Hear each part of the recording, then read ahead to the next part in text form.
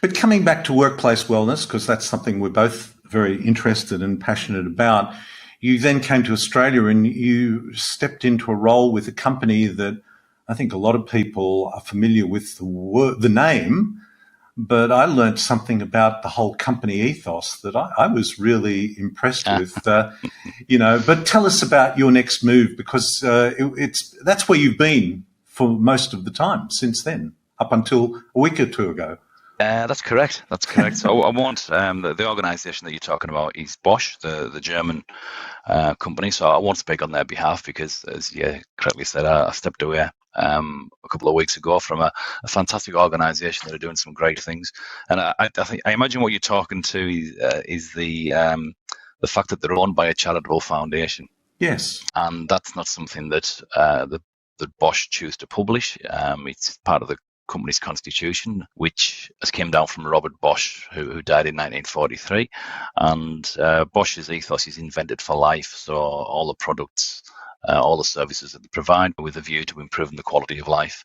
And they're owned by a charitable foundation. And the charitable foundation determines, by and large, where the profits go, and the profits are used through the foundation looks after 6 areas of philanthropy, and it's to do with internationalism, with education, science, medicine. So I always thought, when you have your most taxing day at an organisation like that, at least you're working towards a great cause. And yeah, they're a fantastic organisation. I used to say to people it was the second best kept secret in the world, and then people would ask me what was the best kept secret in the world, and clearly I couldn't tell them, Ron, because it's secret. So Nicely set up there, Mike. Nicely set up. But it is. I mean, I was really impressed with that, and in a time in our history, economically, politically, where shareholders' supremacy seems to trump everything else, and I use that term very advisedly, it trumps everything else, shareholders' supremacy, to have a company like that and that doesn't even go out and promote that. I mean, that is just insane. I mean, that must drive their marketing division totally crazy because it's such a useful thing. I mean, such a great thing. I used to say the marketing guys would like to put it on a blimp above all the factories, but yes, that just isn't how it rolls. So yeah. no, it's a non-publicised values piece that makes it the great organisation that it is, really. But your role there, Mike. Let's talk about your role there. So my entry point was actually from an OHS chair. So that was the starting point, and through a number of changes and a bit of a journey, I ended up as the general manager looking after not only health and safety but HR and the wellness area, or the claims areas it used to be termed, and and it was a real opportunity to work in a corporate environment where you can look at the wellness topic holistically, and I talk about to organizations now about there needs to be a holistic approach, and the holistic approach to me is, it's from hire to retire. It's how you brand yourself when people are reading the LinkedIn ad. The wording around there should be a clear indication that wellness is valued in the work environment. Through to, if you think of your common touch points in an organization, you'll join and you'll be inducted and you may be buddied up with somebody for a while, and then there'll be the training courses that you go through and you repeat the training courses. And wellness and fairness, that there should be cornerstones of all those conversations. It should be a feature in every interview, whether internal or external, and it right down to the you want to hear it in the retirement speeches. And that's what we worked really, really hard and put a holistic strategy in place there. And that's what I've shared with other organisations to some success. I think one of the challenges there is today is because the legislation and the evolving legislation in particular regarding mental health in the workplace, or psychosocial risk as we term it, or psychosocial factors, it comes from the framework of OHS legislation.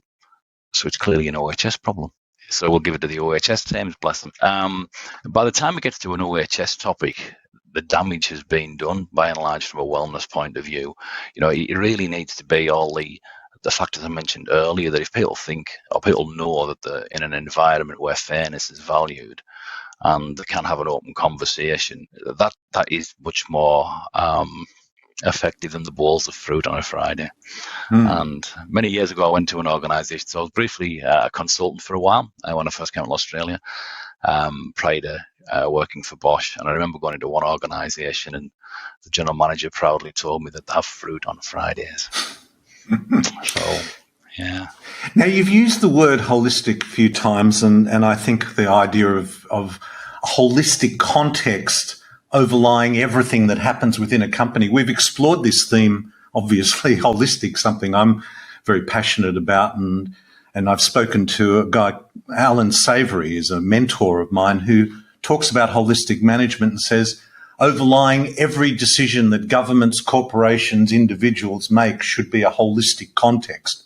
For example, we're not going to do anything that's bad for your health or the health of the planet. That would be a holistic context. What does holistic mean to you? Great question. So I'll do what I do and digress a little bit around the answer, but I will land at some point, Ron. Holistic, all-encompassing. And I'm not saying, that an organisation has to become a commune and just spend all our time meditating and doing Zen things. That's not what I'm saying at all. And what I'm putting out there is that wellness is the oil in the engine for an organisation.